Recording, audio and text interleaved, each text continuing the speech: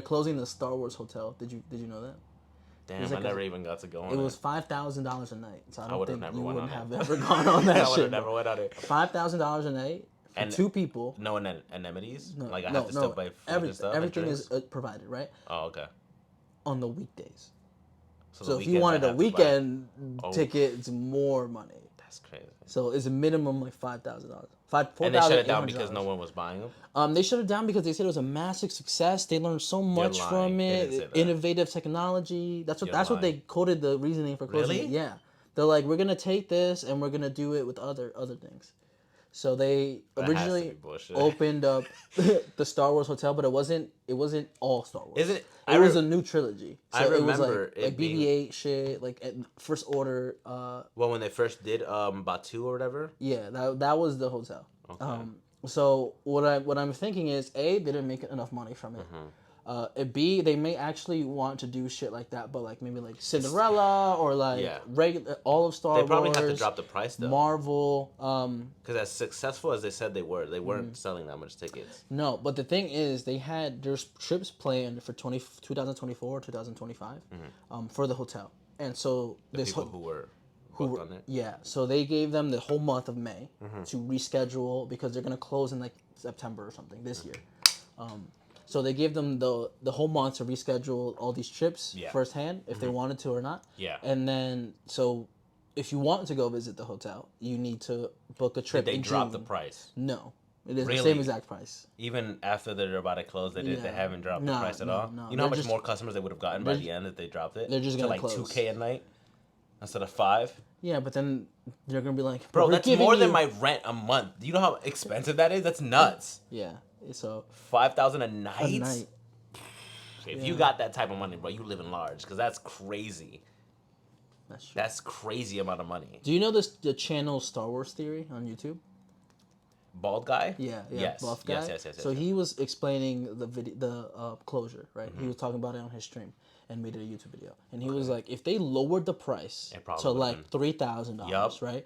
And they made it like you don't even have to be like it doesn't even have to be a good experience. It could be like like those VR, like the Royal Caribbean, but with Star Wars. It could be like the VR rooms where it's like all screens, like all screens. Like you could just do that and then change it from like the light side of the Force, the dark side. Like you can interact, right? Yeah, that's as far as it can go, and people would still pay $3,000 to go do that. Absolutely, Star Wars fans would. Especially because children, if you take children there, like they give them an experience. You make your own lightsaber. You get your little robes. No, you're thinking about two different things. So no, he was talking about that. That was part of it. That was part of it. So you would go in as like a Jedi, and only a Jedi. Like you didn't have a chance to be a Sith or anything else. But it was like if you did those experiences with like, let's say, that's just a bounty hunter edition, or like. Imperial Academy. Create your own little story on the ship. I mean, it wasn't a ship; it was a hotel. They kind of have it, but the whole point of the hotel, right, is that you were supposed to be on board a galactic star cruiser, right? So it's supposed to be like you're on a cruise, but in space. Yeah. So all the windows are like LED screens into space. But the rooms itself were not that good looking. I've seen a few of them; they look pretty cool. Like the room you get for the base price, it's like one big bed and then two bunk beds, right? It looks like a big bed, but it's just long-ish, so it's not wide. It might be like a twin width, but like a queen like length. Gotcha. You know what I'm saying? So it's an oddly shaped bed, but it's like because it's Star Wars, it's like it's supposed to be that way. Yeah. But he was saying if you do the light side, like Jedi training, you do Sith training, you do bounty hunter training, you do Imperial training, that you could get one family to come 3 or 4 times a year. Yeah, exactly. Because if they're like, the kid wants to do Jedi training, but because and then he sees the Sith thing, he's like, can we do the Sith thing? He's like, next time, and then you get another vacation booked in like 3 months, right? And then he's like, I want to do the bounty hunter thing, another one like 3 months. He's like, that's a more sustainable plan than fucking making it $5,000 a night for adults. Yep. Because it's just for 2 people, so. Because originally they had that plan when they made the like Star Wars land, right? It was supposed to be like interactive and characters walked around and spoke to you. I think that's the part of the park, though. That's the but that's what I'm getting to it. So that was originally their plan for that part of the park, but because it was too ambitious and they were like, we can't do all of that. And it was during COVID, they scaled it back, and so the ship was supposed to be the how do I icing say on the like, cake, like the best to do with circumstances. Yeah, like everything that we promised in the land that we couldn't get done, you can absolutely do it on the ship. So you can dress up as whatever character you want. You can play whatever you can.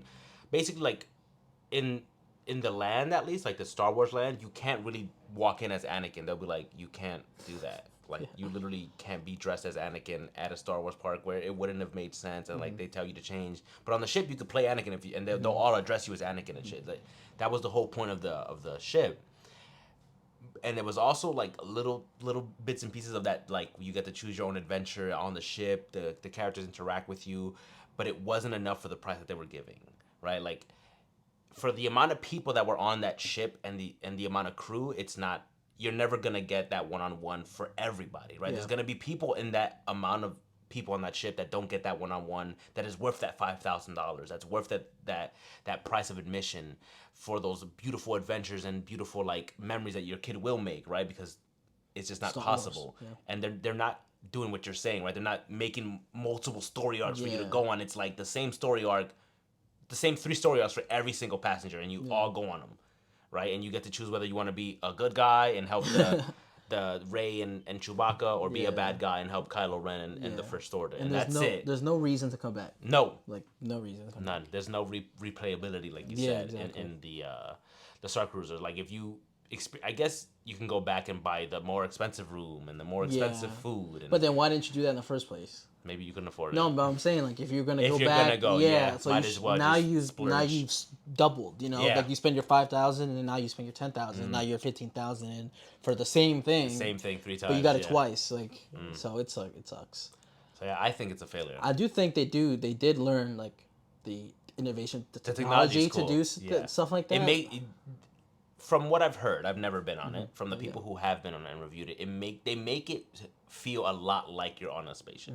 Like it does feel like the hydraulics. The hydraulics, the wind, the cooling, and the way that they like when you open a door, traverse you, like shit like that. So and when you're going onto it, instead of just like walking into a hotel, they put you in like an elevator, and the whole elevator's LEDs is like you're getting shot up into space to board the ship. That's funny. So it's a lot of things like that are super cool and innovative that they should use for whether that be rides or other cruises or other hotels. The Star Wars cruise would be a good idea. That was the whole point of this one, thing. Right? It was supposed to be the Star Wars cruise, but no, but an actual cruise and something that actually moves, for sure, because it wasn't moving. It was standing completely still. It was all hydraulics that made it seem like it was moving. And when it would hit like hyperspace every once in a while, it hit the and everybody on the ship would get pushed back a little bit, and then make it feel like you were in there. That just happens on a cruise normally. But you just start flying if the waters get a little bit rough. I've seen videos. I would have gone if it wasn't so fucking expensive. If it was $25K a month, or sorry, like a whole trip, like let's say for like the weekend, $25,000 for the room, things included. I'm like, all right, cool. 25,000? Yeah. You mean 2,500? Yeah. Sorry. My bad. I was like, you didn't even want to pay the 5,000. I'm lying. I didn't mean 25,000. 2,500. Like 2,500. Yeah, I know. Yeah, that's why you're dyslexic in your brain, bro. I'm really dyslexic. Like you be confusing yourself. I'm so bad with numbers. But yeah, if it was like that and I could walk around and enjoy it, I would do it. I would go in. Same with Star Wars Land. Like it looked so cool to me when it first opened, but now watching videos on it, I'm like, oh, they haven't changed shit. Like everyone is still having the exact same experiences as the day that they opened up, and nothing's been added besides new merch. That's all we're doing is adding new food and new merch. You're not innovating the land like you said you wanted to do. It's just not worth it. To me, I'd rather just go to Epcot and fucking eat everything. Epcot? What's that? Epcot is the big circle, big golf ball thing, and it lights up. And then like they have like little like different spots where like food. Each one is a different country. So it'll be like Mexico, Japan, Italy, Greece, and like each one has their own specific foods and drinks, and you go walk around and like drink around the world or eat around the world. 25,000, shit, I'm gonna have the time of my life. But no, that's cheaper. Epcot is cheaper. I said 25,000. I know what you're doing.